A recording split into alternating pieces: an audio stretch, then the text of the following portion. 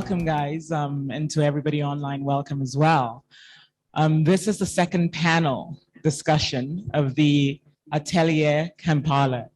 And it's a really interesting topic that we're going to be, unpacking today. So do the arts and arts festivals really matter? So we have a brilliant, group of panelists that are going to speak to us, and they're coming from different parts of the world. I'll start by introducing Luiz Coradazzi from Brazil, Elizabeth Mbabazi from Uganda. Online, we have Ngone Fall from Senegal. We have Dr. Vicensia Shule from Tanzania, and we have Eckhard Thiemann from the UK. Okay, so we're going to jump right into it. I think just to let you know the format, we're going to let our panelists, introduce themselves and just give us like an overview of the topic, for 10 minutes each. And then after that, I'll ask a few questions, throw, the floor open for you to ask some questions so that we can have, an interactive discussion. And then everyone will have closing remarks. So I'm going to start the conversation with Louis. Does, do the arts and the arts festival really matter? Hello, everyone, and hello, everyone following from afar. I'm very thrilled to be here, especially for this panel, because in the past few years, my involvement with festivals have been very diverse in different capacities, different scopes, and different contexts. And one thing that I learned throughout the years is always to question or challenge purpose, first of all. So I would like to start by challenging the prompting question, if they really matter. I wouldn't stop there with a yes or no, or it depends.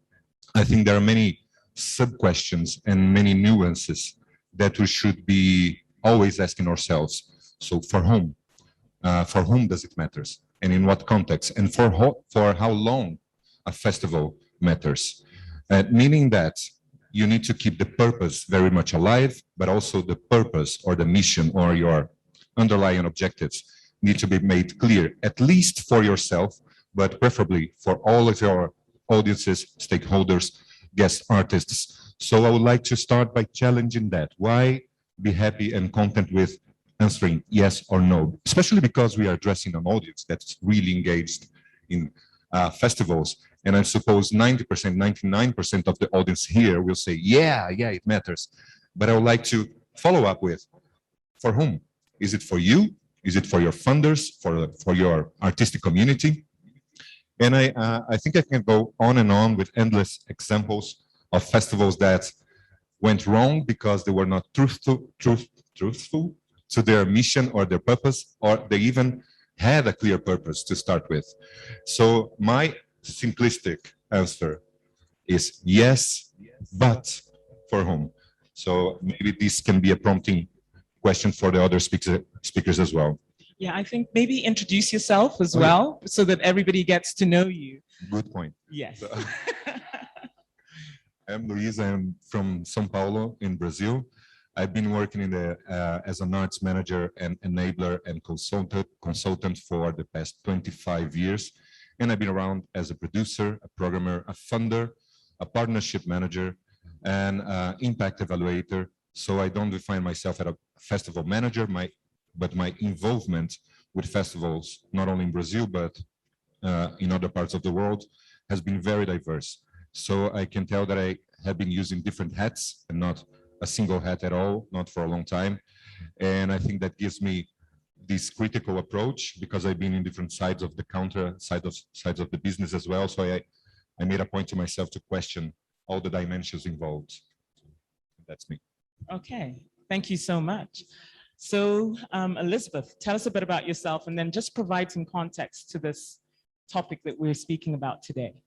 Thank you so much. My name is Elizabeth Mbabazi and I'm from Kampala, so I'm at home right now. I have a background in the visual arts and I'm currently into arts administration. I think it stemmed from the from the interest in wanting to understand to what extent the arts contribute to their communities and to the artists themselves, because you find that artists are always questioning and interrogating different perspectives, or even sometimes just curious about different areas. So for me, that was bridging the gap between how the arts come into play and also in the different communities. What are we changing? What are we creating? What are we redressing or addressing? And I coordinate the Kuonyesha Art Fund, which is a fund that supports artists to access money to be able to create, but also to be able to contribute to their various communities. And yeah, so that's about me. In regards to do the arts or the arts festivals matter, I would really take it from the perspective of, does it matter that you have voice? Does it matter that you have presence? Does it matter that communities' challenges are addressed? Does it matter that silos and barriers and different boundaries that have created gaps and blockages that have separated people, does it matter that those are addressed or redressed or written or made right? And it's from that springboard that I would really look at the arts and the arts festivals' ability to break down all those barriers and really create a space that allows humanity to thrive from the perspective of we are human first. And from that space, we're all able to express ourselves, exist, and coexist. Yeah. So, I mean, in a post-COVID world as well, I mean, what do you think? Is it, does it really matter now? I mean, I know that you said, voice and all that, but do you think it's more essential now than ever? Or, I mean, what are your views on that? Well, if there was anything that COVID taught us, it was that the arts and artists are very vital and very important. So post-COVID, I don't think we're really post-COVID. It's, it's now really part of us, and we're trying to struggle through it. So we are living with it. And the arts and artists have demystified all that. You go to an arts festival, and we are now just trying to come out of, of our lockdown and everything. But that made us realize that we need to connect. We need to realize that we are human first, and the arts allow us to feel and live and be.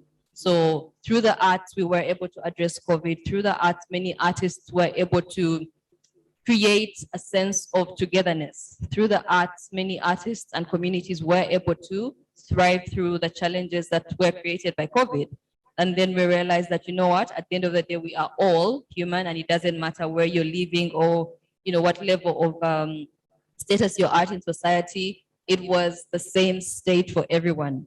And artists were creating and recreating and addressing these spaces with, let's come together, let's do this together. How can we feel alive again?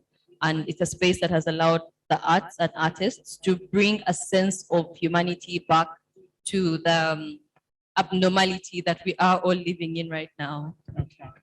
If I may, to that point, just a quick comment. We have been doing festival for thousands of years. It's as old as war. And we've been through war, plague, migration, diaspora, and festivals are still happening. And COVID is just one of those moments, but we will get past and learn from it, I suppose. Okay, thank you. Oh, you want to add to that? Yeah, just to dovetail with what he said. Anybody familiar with the Shule Niger Festival? I mean, you have a country that is going through a political crisis, going through the COVID crisis, that has been red flagged and say, oh, you all can't go there because it's a high risk area. And festivals are thriving. Communities are coming together, are celebrating, are supporting each other. You have an entire city buzzing on the energy of a festival. How can that not be the epitome of festivals excite, life? True. Louis, so here we are. And I wanted to ask you specifically around who are festivals for, okay? And if they are primarily for people with disposable income, do they contribute to perpetuate inequality and exclusion? Okay, these are three questions. But yes. Okay. Yes, no, go ahead. Okay, who are One festivals leads to the for? other. And I think I can answer that by giving lived experiences that I was involved with. Mm-hmm. A couple of years ago, I was at the São Paulo Opera House as an artistic programmer, and on the side of the main concert seasons and ballet and opera, we decided to organize a few festivals on the surrounding areas to try to include or at least open space for the marginalized communities in the surrounding areas, like the homeless people, the refugees, the LGBT community. So very strong voices around, but they were never welcome into the theater itself. And of course, and sorry about talking politics here, but you know about the political situation in Brazil. Mhm. We have a right-wing extremist government now, which is really much about censoring the arts and freedom of expression, and specifically targeting those artists that are more vocal about equal rights or gender equality or participation in a wider sense. So as part of our strategy to address that context, we decided to put one specific festival forward. It was in January 2020, and because the Bolsonaro government was really thriving in oppressing people, we decided to do a lineup with artists, and the main criteria was who are the artists that are being censored by the federal government. Yeah. And of course, we were working on the city level, the municipal level of São Paulo, which opposes the federal government. So the lineup was everyone that's been censored in the past few months in any way can be on stage. Mhm. And the censorship was either by cutting federal funds for them, or by attacking them or harassing them online, for instance, because the online terrorism is very strong in many parts of the world. So we did this lineup. And why was it important? Not only because we could create visibility and income sources for these censored or oppressed artists, but also the people who actually oppose authoritarian governments could find a space and enjoy a night or several nights of music and poetry and dance Mhm. in a safe space and express themselves as well as the artists on stage. So who was this festival for? Of course, there was some electoral political angle behind that, because the city mayor was trying to position himself in the political arena, but mainly was about the people and how the people could address their own freedom of expression, especially the artists, but not only the artists. So to your point, I think nothing to do with income levels. I think it was, in fact, it was free for everyone. And addressing that question, not necessarily for income, high income people, can be free of charge, can be very open, but I don't think that's even important. I think it comes down to the business model. But for whom? For the artists that are being denied their spaces and their voices, for the audiences that are being denied a space to express and enjoy a civic life, Mhm. but especially for organizations like ours. And I don't believe any institution today, artistic institution today, should be neutral Mhm. against oppression or authoritarianism. So this is only a few points, a few points of convergence that festival can address and offer to people. And what was the third question? Sorry. So, no, it was about perpetuating inequality and exclusion. It can. Yes. I think it can. Mhm. And as I said before, when you lose touch with your main mission, I think it's very easy to go astray and become something very excluded rather than inclusive. I think there is a combination of factors, but I think the simple answer, yes, they can be And excluded. how would you mitigate that? I think you need to go back to the origins. So why is this happening in the first place? Why did we create this in the first place? And of course, there are festivals that have been created with the sole purpose of being exclusive. We know about classical music or contemporary art. I think they're meant to be excludants, not exclusive. Mhm. And I think they don't have a very long life ahead of them in the context, the world context today. Okay, so when you look at let's look at, because we're here in Kampala and a lot of our festival managers here are organizing festivals here. What should be, I mean, based on this question, what should be the take home for them, especially with regards to their own festivals and how they can make sure that their festivals, just like you say, is authentic and doesn't exclude, Mhm. and for survivability? I think the broader answer to that is stakeholders mapping. Of course, you need to map out who you matter for, but also trying, in terms of knowing your audience And I know doing audience research can cost a lot of money, can cost a lot of time, investment of energy, but I think it's very important to know your audience needs and aspirations before you set up like an artistic programming or educational programming, a project, and so on. So first of all, know your audience and what they need, what they expect from you. Okay, thank you. Ngone, hi. And Eckhard, hi. Ngone and Eckhard, I'm just going to ask, the question. And please, once Ngone is done, Eckhard, kindly speak after her. So do arts and arts festivals really matter? Before you give us context, from your point of view, kindly introduce yourself. Thank you. Good morning, everyone. So my name is Ngone Fall, not Fall. I am an art curator and cultural policy specialist from Dakar, Senegal. And I've been working around the world in the field of culture for the past 30 plus years. So why do festival matters? Of course, it's matter. I see festivals as a platform or as a laboratory to disseminate, to produce, and to question knowledge and ideas about our societies.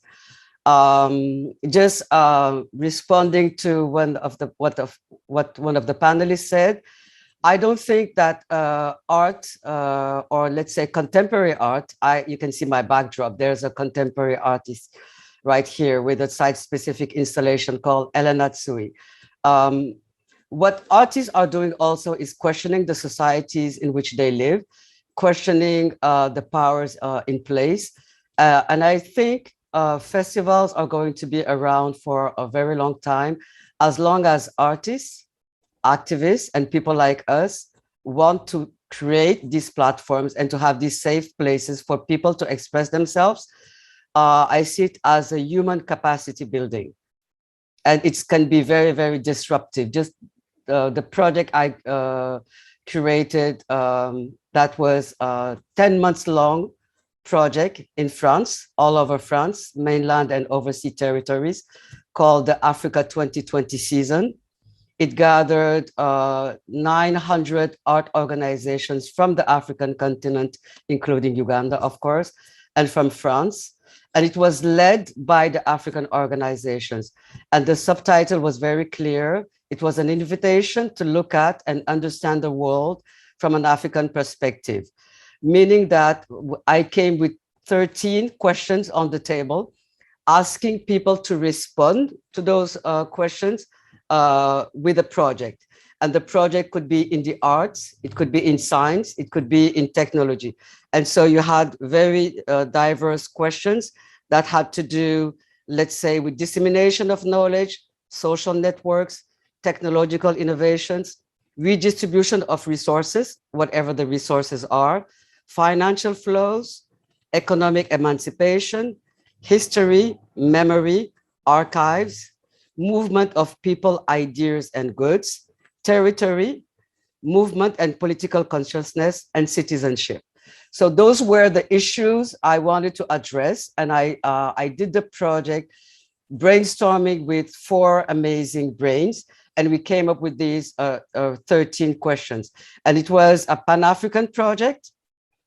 And for me to bring Pan-Africanism on the table in France was first, how do you include an entire continent with more than 1,300,000,000 people? And how do you provide a platform for change makers, people who are impacting societies, ecosystems, and try to do something multidisciplinary? So you can have a project that always combines art with, and the art could be contemporary art with culinary, with cuisine, it could be with performance, it could be with discussions, a very strong educational program, more than 300 programs that were designed by schools in Africa, partnering with schools in France. And we did some pedagogical tools, more than 50 pedagogical tools that are still, and that is something that we offer to France on behalf of Africa, and that they are using now in the schools to teach the history, the geography, and the culture of Africa. So it's what strategies do you use to take one project as a starting point, but to go further beyond, and knowing that when the festival is over, even if it's 10 months, some things will last. A very other strong component was women. So there was a women-focused project. So it was only projects that were led by women curators, festival directors, XR studio managers, etc., and only involving women to make sure that whatever happens, the voices of more than half of the population of the continent are still in place.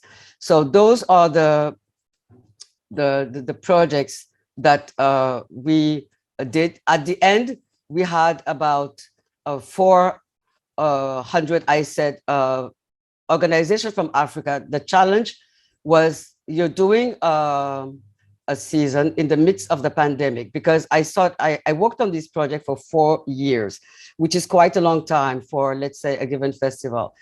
But the idea was to have at least 2 years to develop the project. And in the middle of that, COVID arrived.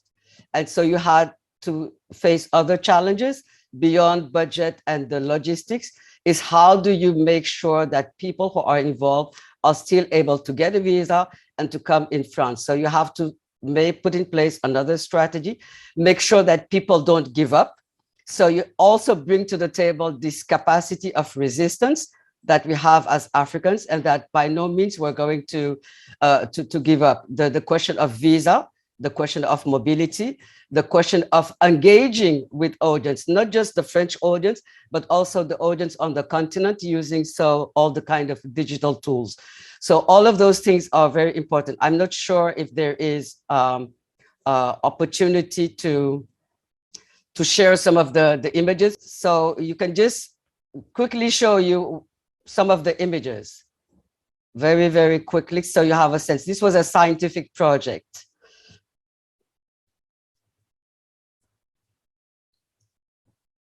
And what was interesting is at the end, we had more than 1,500 projects, so over 10 months. We also used the platform to connect organizations who were willing to partner, going beyond the festival. So even if they were doing, let's say, a 3-month project in a city in France, they still continue. And now you have, like I said, for the schools with the education program.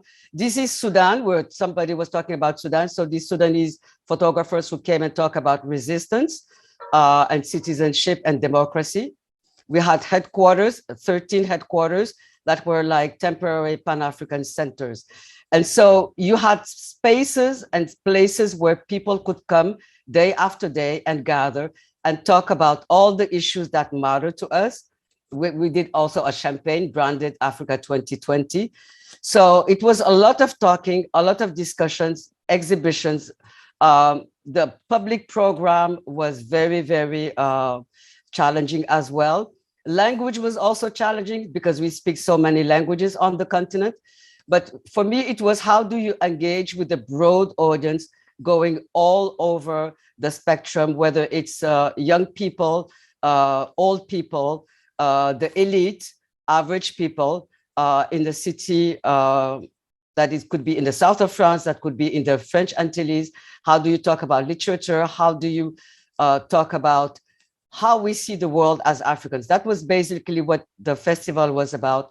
And I think projects like this are important. And I believe that down the road, we will see the impact it had on the French population and that it had also on artists themselves. We had a volunteer program. So we had 11 Africans who came and joined some projects as part of a mentoring program. And so now all of them from 11 African countries are developing their career. Some want to become art managers, some want to become curators, some want to work in performing arts. So I think the festival that I did, that this is just an example of, this was the advisory board, of course, all of them Africans from different countries. This was the poster of the season. This was the 4 brains that I mentioned. Tone from South Africa, but origin from Cameroon. Nontobe Kontombela from South Africa. Fola Kunle Ocean from Nigeria, and Sarah Rifki from Egypt. So this is all resist. It means we're resisting. So that was one of the tote bags. And I dedicated most of the festival to this amazing person who is Olabisi Silva, curator and the founder of the CCA Lagos art space in Nigeria, because she is a driving force who has been inspiring so many people around the world. A dear friend who passed away while I was working on the festival, and because of her involvement in the project, just brainstorming with me. So the education program and the Women Focus were dedicated to her. So I think I spoke more than 10 minutes, but this just gives you an overview of how you can pull out, despite the different challenges of mobility, COVID, visa, whatsoever. It's still possible to do it. It's about the will of the people and addressing all these questions as the voices of the African continent talking to the world. Eckhard? Thank you so much. And Ngona, what a wonderful dedication to BC Silva, who I know very well and had the privilege to spend 5 weeks in Lagos with when she started the Contemporary Art Center there. It was a formative experience for me. I'm going to talk a little bit generally about how and if festivals really matter, and give you some examples of the work that I've been doing. And I really want to follow up from the first speaker, the question about do festivals really matter is several questions. Matter to whom, and matter when, and matter where. Every festival sits in a political, geographical, societal, historical, and economic environment. And they're all factors that contribute to if a festival really matters or not. And it's not for the festivals themselves to decide if they matter or not, or find the answer.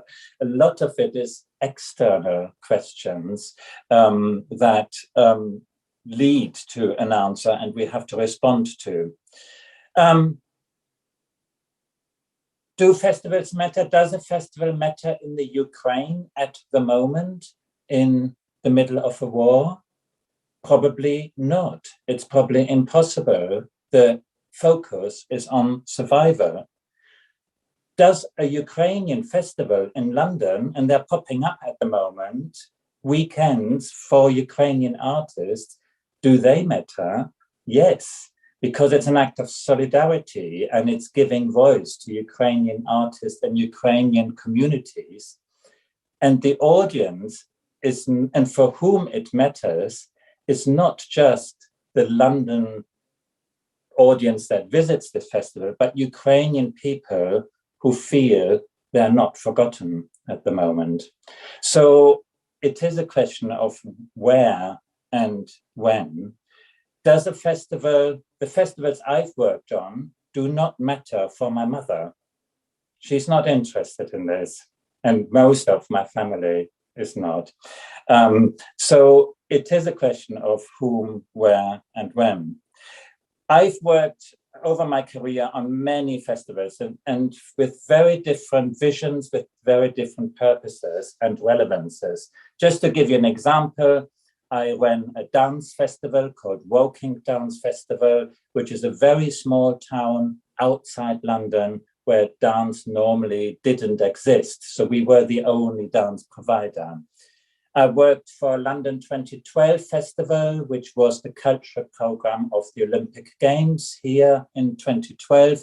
This was a festival associated to the Olympic Games, so it only existed once. It never had a vision to last longer than a single occasion.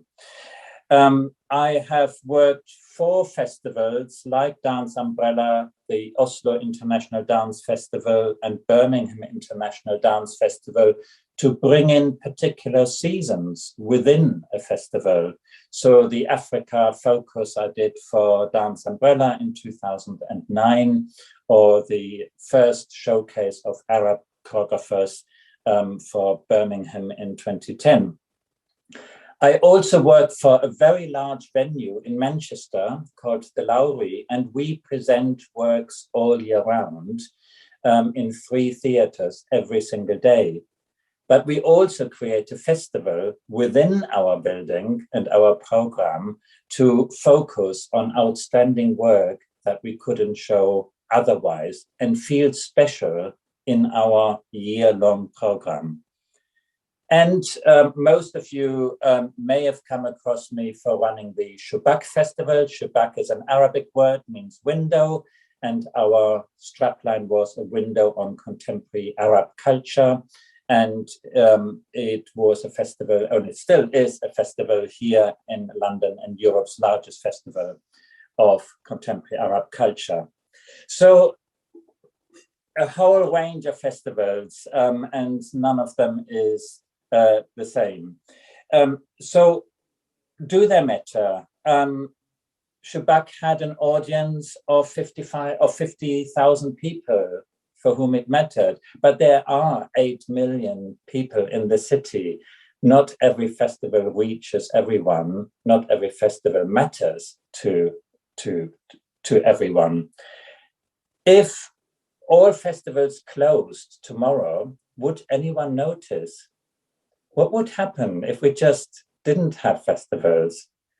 Would people be on the street protesting, or how sure are we really about the relevance of festivals? However, I also believe is if festivals stop existing, someone would invent them immediately again, because there is, I think, a real need, and in our human nature, we seek intense and dense experiences. We seek experiences that go beyond the everyday. We seek something where the whole is bigger than its part. And we want and seek platforms where we can exchange ideas and imaginations and exchange them with others, something to talk about, to communicate about, to have different opinions about. So festivals will exist, I think, always. And one of the speakers said it earlier, over hundreds of years. I think if we didn't exist, someone would invent them immediately. But how do we really gauge where our own relevance is and if we are really essential? And I think for that, it is important that we do observe and analyze the landscapes in which we sit very, very carefully, listen to our audiences, listen to the artists, listen to the societal changes that are happening where we are, and how we best respond to those. And if we still have relevance there, I think some festivals could say mission accomplished. So an example with Shubbak, for instance, one of the initial starts of Shubbak was to bring more Arab artists into London's cultural institutions that have not really engaged with Arab artists before. 10 years down the line now, we have achieved a lot of this. The Royal Opera House now has programmed Arab composers. The National Theatre staged with us a whole weekend of Arab work. That mission, to some extent, is accomplished. Should we continue, or should we reinvent ourselves? So I think festivals should never see themselves as being permanent, and very radically ask themselves this question very, very periodically. I've got a bit more, but I'll leave this out and maybe just finish with the observation in order for a festival itself, a festival manager to assess, do I have real relevance, is the question to ask, where do I have agency? What and when can I facilitate change? And look how relevant that agency is. No festival can solve all problems, but find where the agency is. And festivals, I believe, and festival managers need to be humble. Festivals may not be the most important thing in the concerts, and but festivals are also not a dispensable luxury that can just go away. It's finding that ground where you have agency and real power to change within the context. That's where the future lies. Thank you. And just as a follow-up question to you, Eckhard, I know that you've spoken about, context, where, whom, and when, and you've spoken a bit about social transformation. I think if you could just break it down a bit more, how can festivals, provide social transformation, especially for our young festival managers here, so that they have at least a take home as to what they need to do or how they need to program or curate their festivals towards social transformation? Thank you. I'm going to give an example of Shubbak, which is, of course, very specific and UK or London specific. Shubbak had two aims, and to some extent also two audiences. One was the non-Arab audience, and this was about perception change, to, through culture and the arts, change some of the very often very negative and very stereotypical and racist thinking against Arab communities, and our relationship between Europe and the Arab world. The second aim was to engage with Arab communities within London and create greater bridges for those communities to participate in London's cultural life and its institution, to which previously they've had very little access. So these are quite distinct questions for transformations that we wanted to achieve. We did lead, after each festival, an audience research to see how far we've progressed and succeeded in those. And I have to say, the results were really, really positive. Our audiences have told us a lot that they changed perceptions, that they saw new work that led to new ideas. It changed the way of looking at creativity and cultural production in the Arab world, in our audiences. And the route through that was to program very progressively, to program the unexpected, the one that doesn't fall into cliches and preconceptions. At the same time, we've worked a lot with residencies that were directly embedded in local communities to work with Arab communities. We created murals in local neighborhoods.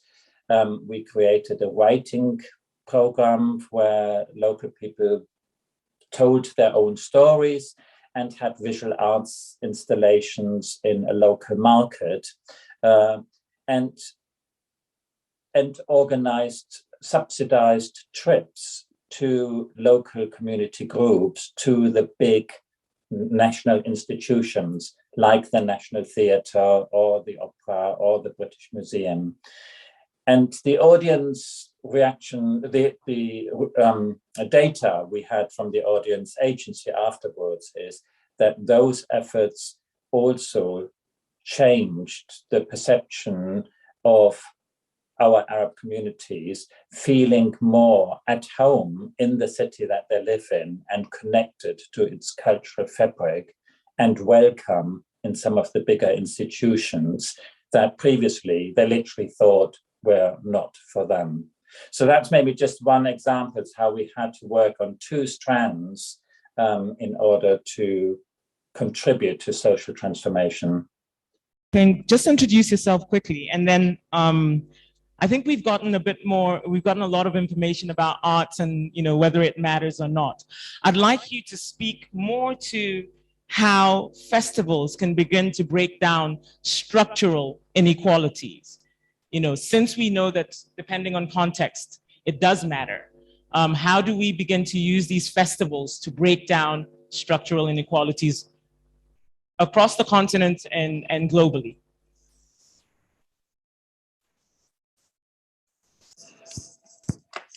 Thank you so much. And I appreciate the previous speakers who have managed to listen to Ngun and Eckhard.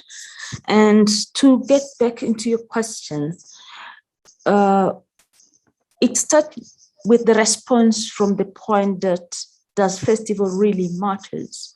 And the art that really matters is the part which I would like to use to respond whether these structural inequalities are being addressed during the festivals.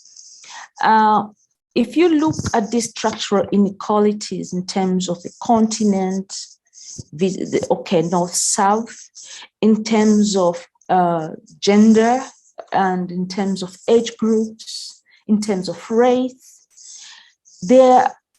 it is during the festivals you can vividly witness these inequalities globally, where you can see less women, unless it's a women festival, in those kind of art festivals, unless they are being included in a specific category like women panorama, women films, to bring them in.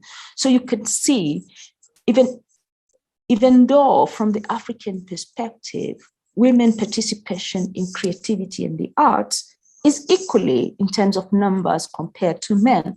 But when it comes to the festival platforms, they are less represented. And the same goes to the young people. And this I'm making reference to most of the film and theater festivals in the African continent, whereby these festivals sometimes are just a club of directors and producers who have time to sit together to discuss issues, enjoy networking. And we know in the film industry, for example, the production ladder, it will definitely put young people, because it is a specific events and specific opportunity for young people to emerge as the best directors, best producers, because when it comes to the production, being a producer means money. And for young people to have resources to produce massively, to be able to be competitive in their representation in the festivals, that's something which is a bit questionable, because structurally, when you look structurally, that the young people are majority unemployed, so they will employ themselves in the creative sector, in the film industry, and other art sectors, which are less funded as compared to other industries in the continent. So young people, they have to be brought into the festivals. With us, I'm not saying women and young people are the same, but normally they have to get a window of consideration to be part of these festivals.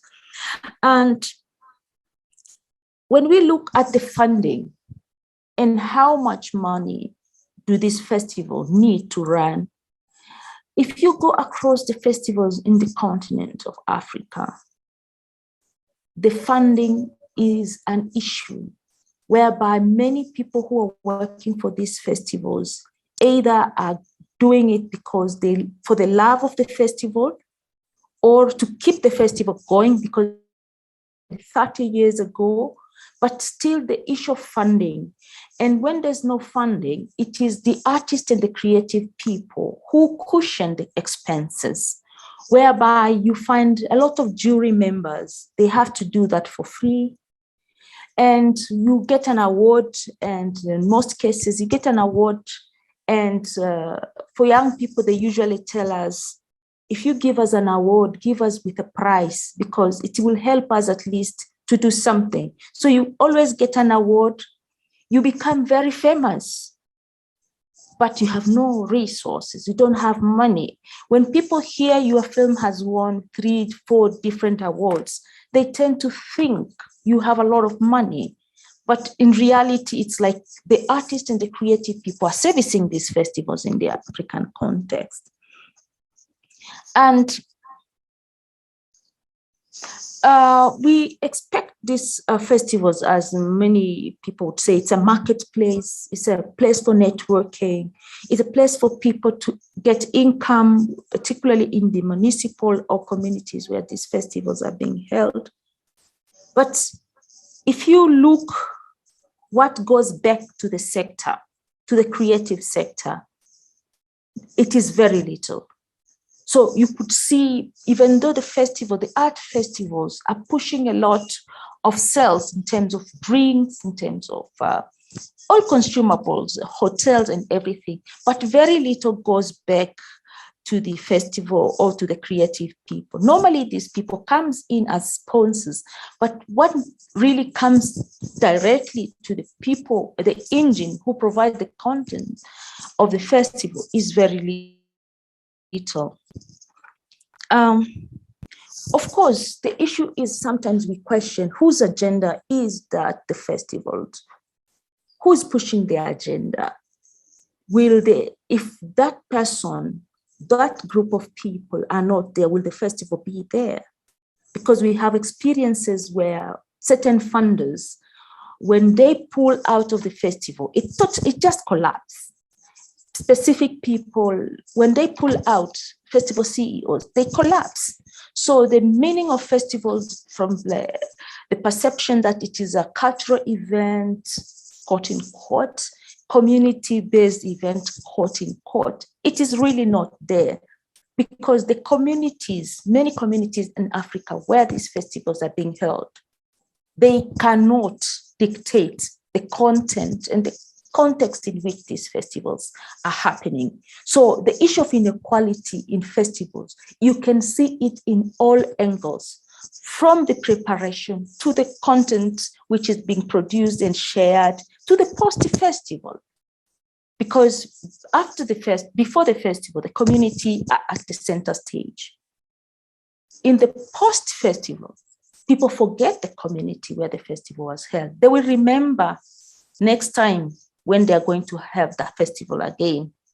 But while the preparation of the festival is a continuous process, these people are being pulled when they are being needed to be, quote unquote, to be used to make the festival appear nice, inclusive, people-centered, etc. Thank you.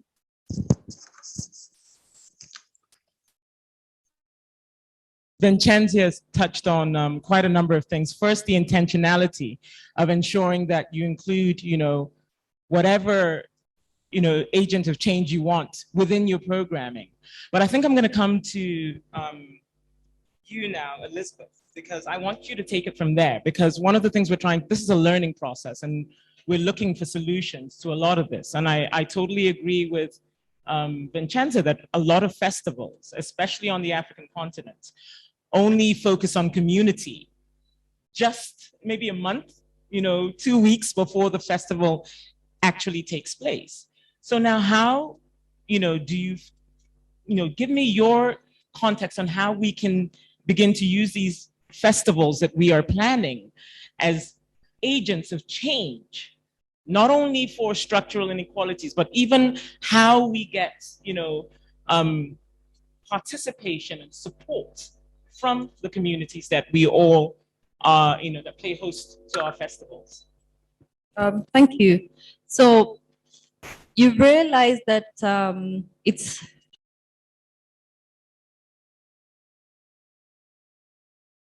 and that can be twofold.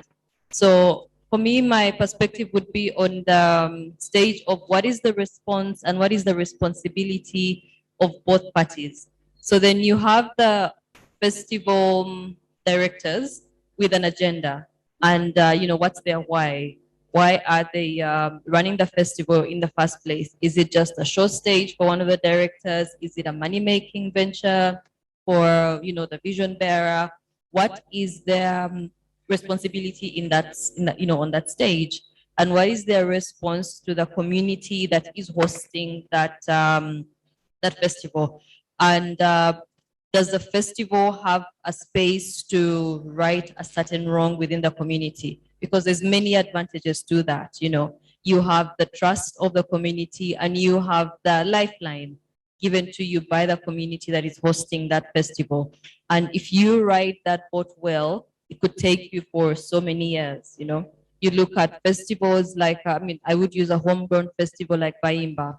Baimba was able to create a stage and birth what we look at today as the thriving talent. It gave them a space to exhibit themselves, a space to show what they could do, a space to say, I'm here and this is what I can present. And that took them for so many years and created a whole new community of talent that then was able to grow for so many years. So does the festival have a stage of existence therein? Yes, it does, absolutely. And what then there is their response to that? It's not a one-man show. When you look at a festival's existence, it is not a one-man show. It is it's an ecosystem of several art players coming together and doing this thing together.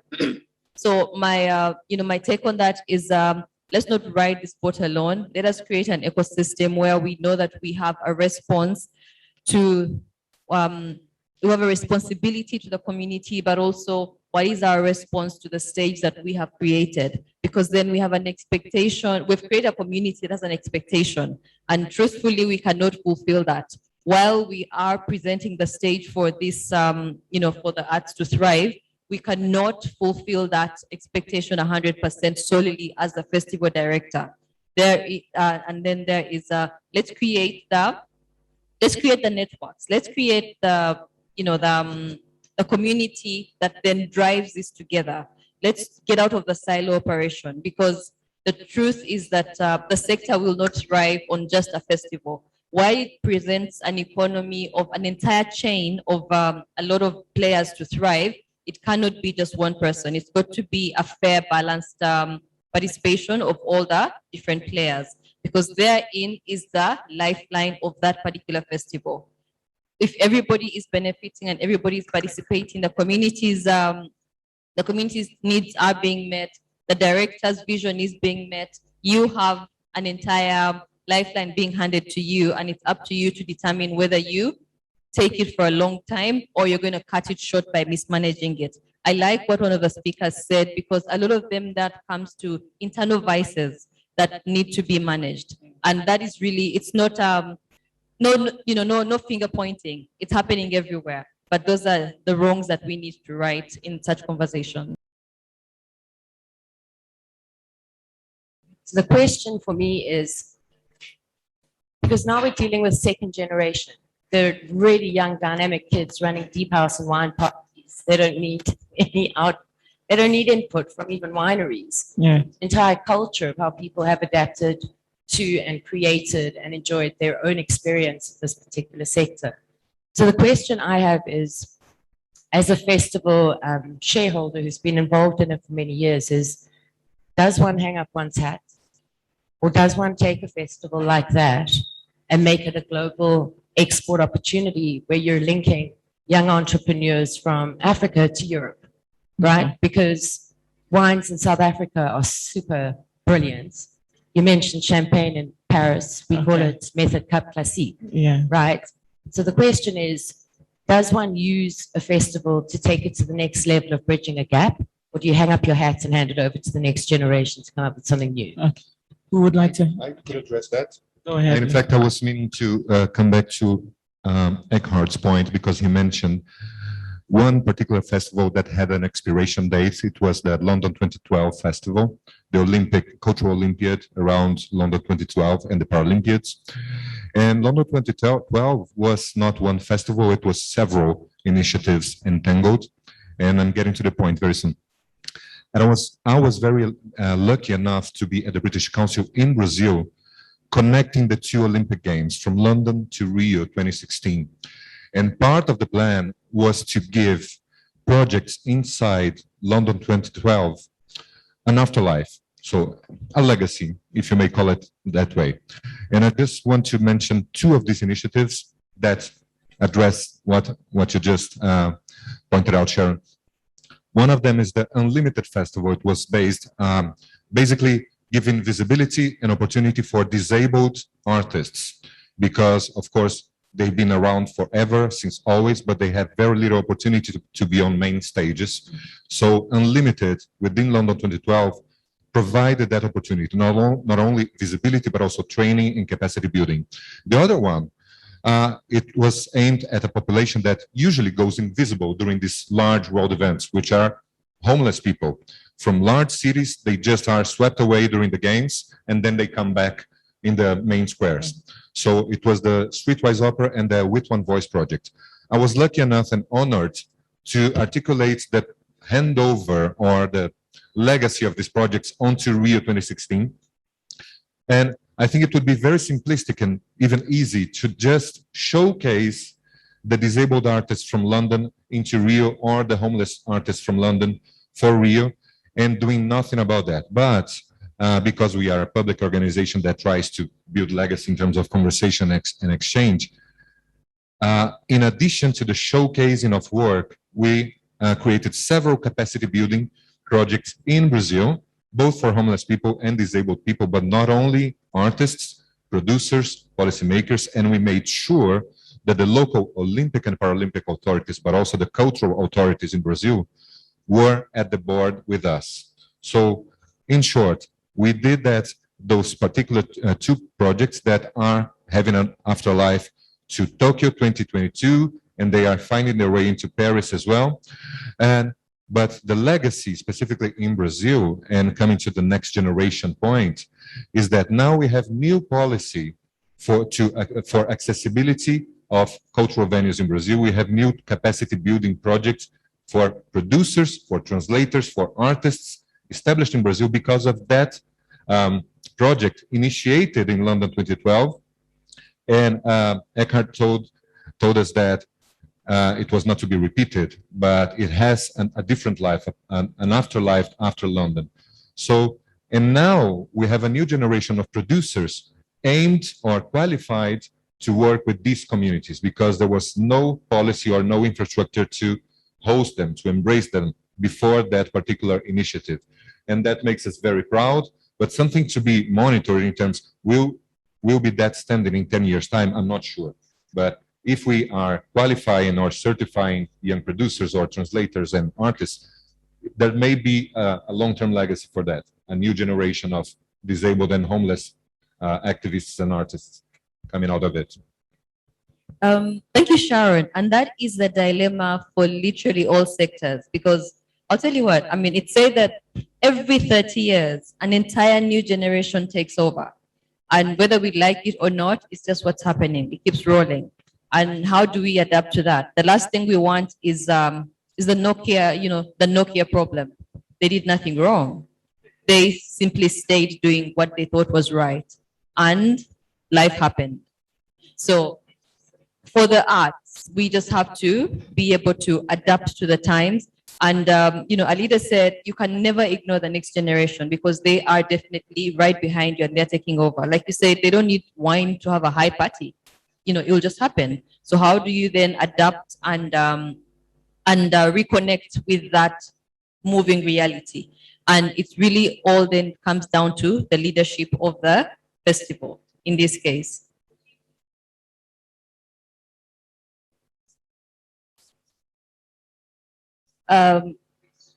So what was the vision in the first place? What was your why? So you achieved it and closed. Yeah. reposition the way society sees the areas, much like the festival that we're speaking about here. The audience was twofold: to address racism, prejudice, right? And then to create an economy and a sustainable economy in a hospitality sector. So the industry has been massively impacted. The objectives were achieved. And so from an ego point of view, one can readapt this festival into mechanisms that are quite elitist. Or my question is, do I go, that was awesome, we achieved something fantastic, hang up the hat and leave the market open for new people to step in and create their own festivals? That then would drop the 10,000 lives and new visions that you have birthed from your team. It would be a rather, and this is really my personal opinion, it would be a rather selfish route to take and say, I've done great, pop the champagne and I'm out of here. Because behind you is an entire generation that looked up to you, literally built their dreams from something that you birthed. So you have the opportunity to lead that change and birth a whole new generation. And, hand over the baton. You can still take your leave, but hand over the baton. Don't jump ship. I think I'll just add to that before we ask. One of the things about visions is that, like you said, you've achieved that vision here on, the continent, in a sense.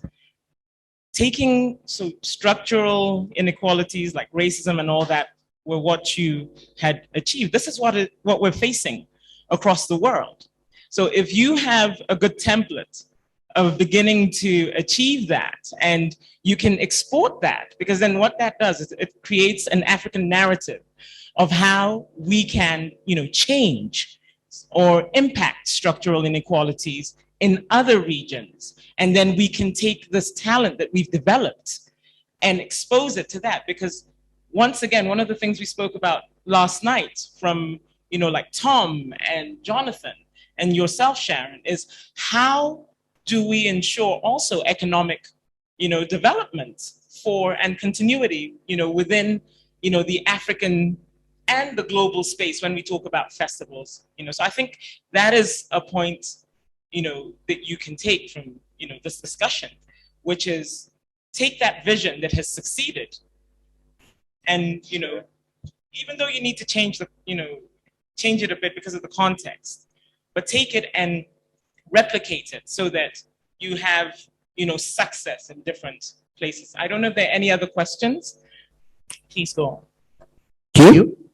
I think to me the question is to all festival managers here and organizers.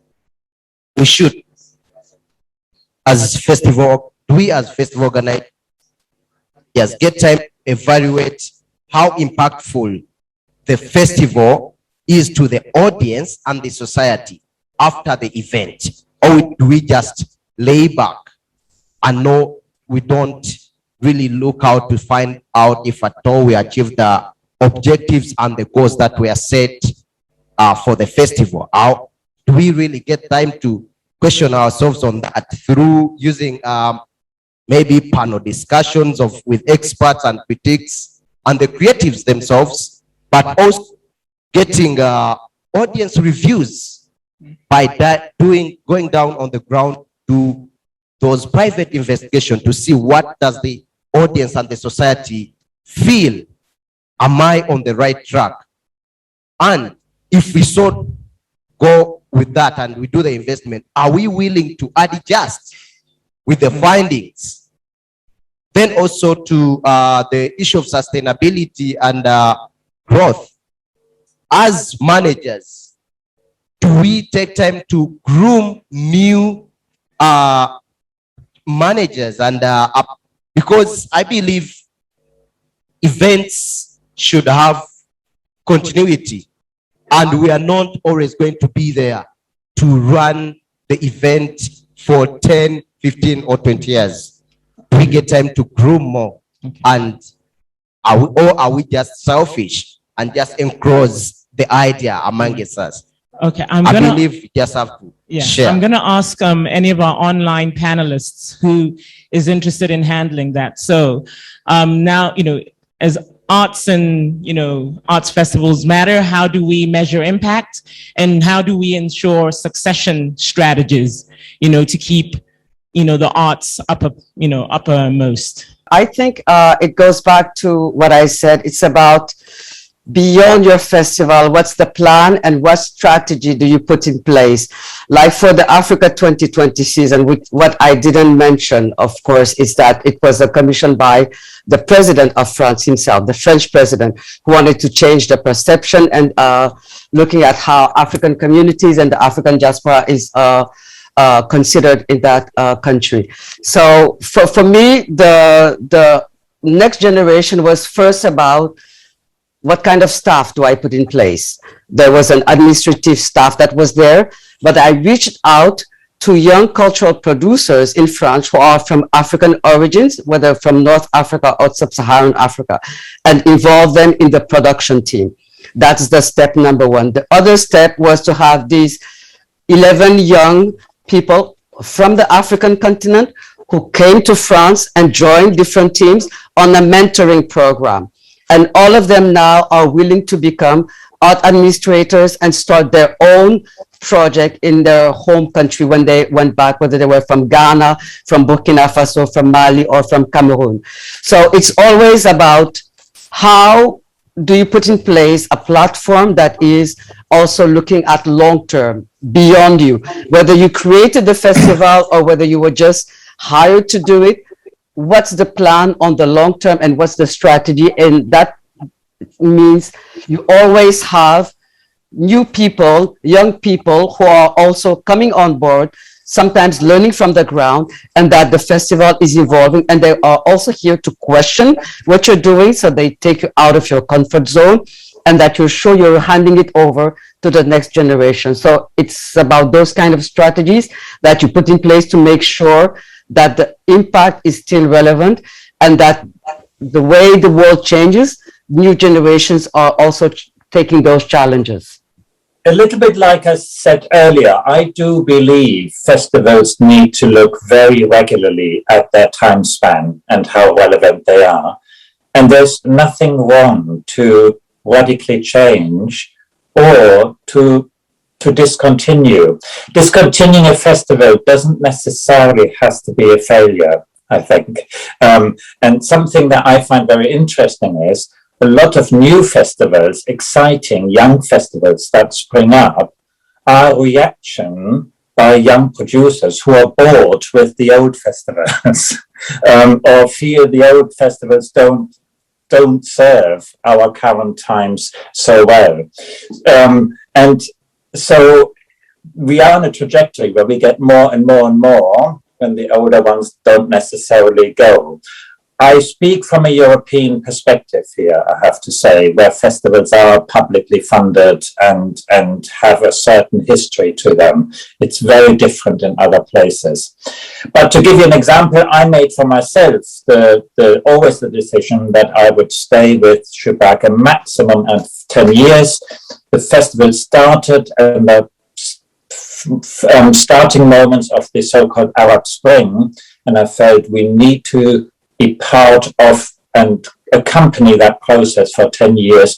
Then it will need radical change or another change and rethinking, and it was time to make space.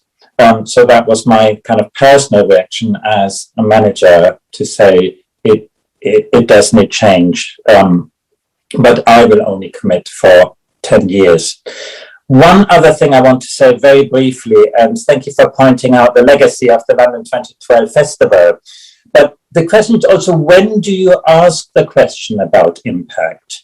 And how long does this impact last for? So, for instance, the London 2012 Festival was a nationwide, multifaceted festival that celebrated local communities in a spirit of internationalism, welcoming the world through culture, through sports, being the global focus for a summer during the Games here in London. Very much a driving force for social cohesion and a kind of real sense of coming together. The evaluation showed that it did achieve that to a lot of things. People felt proud about where they were in their local communities. They felt part of the Olympic Games. They felt they had a voice. 4 years later, this country voted to leave the European Union. And it was one of the most divisive votes in this country, largely driven by xenophobic rhetoric. So a country that had come together in a big, big national global event, a few years later voted to separate itself from its nearest neighbors.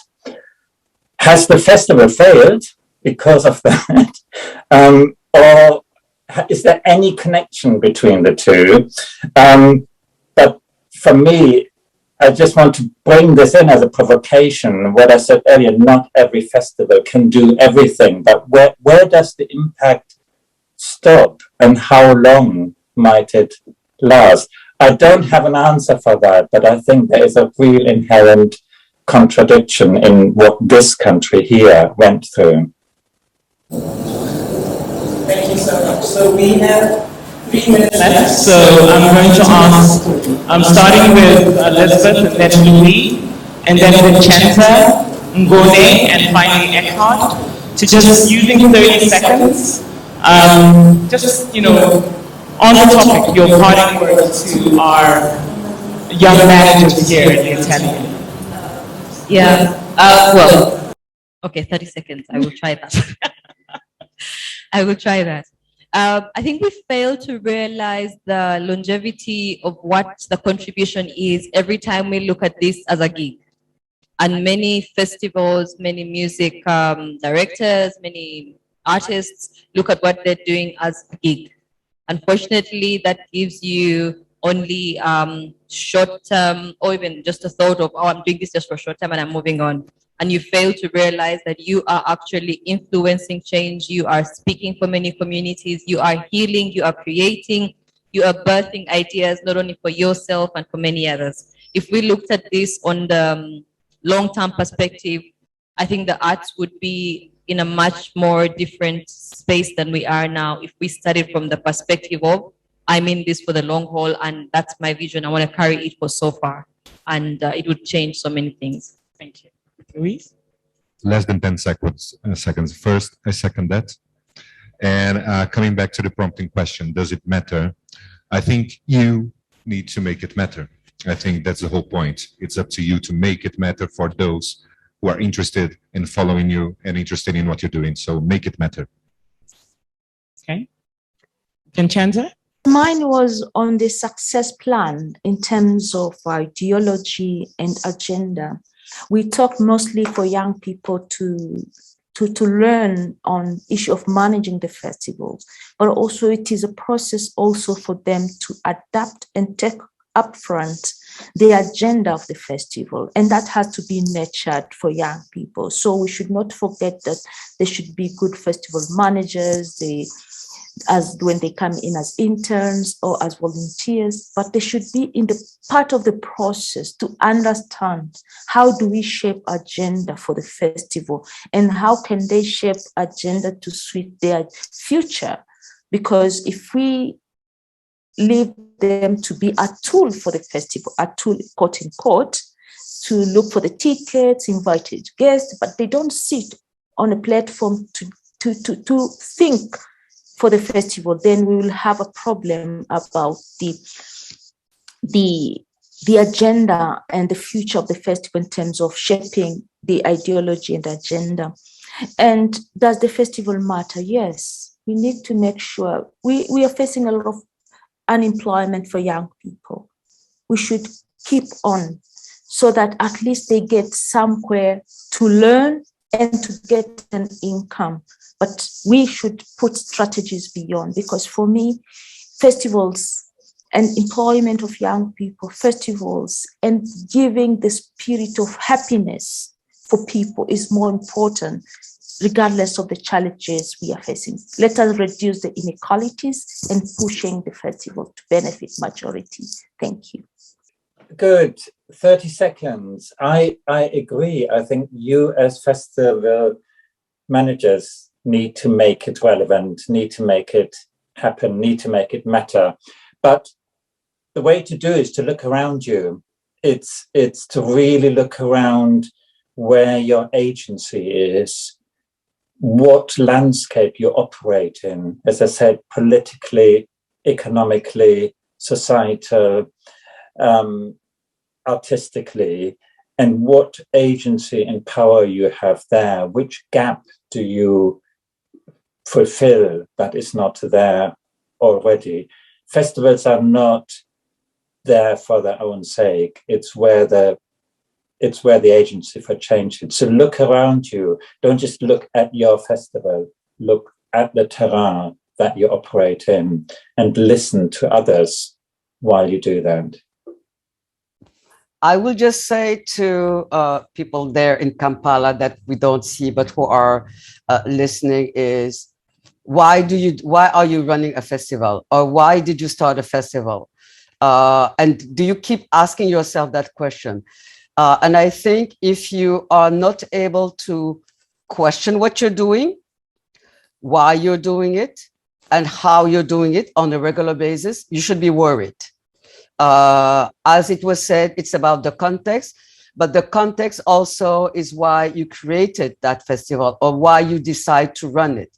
So if you don't question what you're doing or listen to the criticism and don't take everything too personally, then you should be worried, because of course it evolves. And even if you started something, it's about also the legacy that a successful project, I would say a project, or is something that becomes a program that is impacting the ecosystem on different ways, whether creating a new generation of artists, a new generation of professionals, but also inspiring the different audiences. So be able to question what you're doing and be sharp. And if you're not worried, then you should be worried. Thank you so much to all the amazing panelists that we've had here today. Sincerely appreciate your advice, your inputs, your context. I believe this has added a lot of value to what we're doing here at the Atelier Kampala. And I think our takeaway from this is that festivals do matter, but you have to make it matter, and it has to be authentic for it to matter. So thank you very much to everyone online. Apologies for our technical issues, but that's the world we live in right now. And as we move towards hybrid festivals, I believe we'll get better and better at producing online and on-site events, okay? So thank you very much, Elizabeth. Thank you, Luiz. Thank you, Eckhard, Ngone, and Vincenza. Have a lovely day, guys. Bye.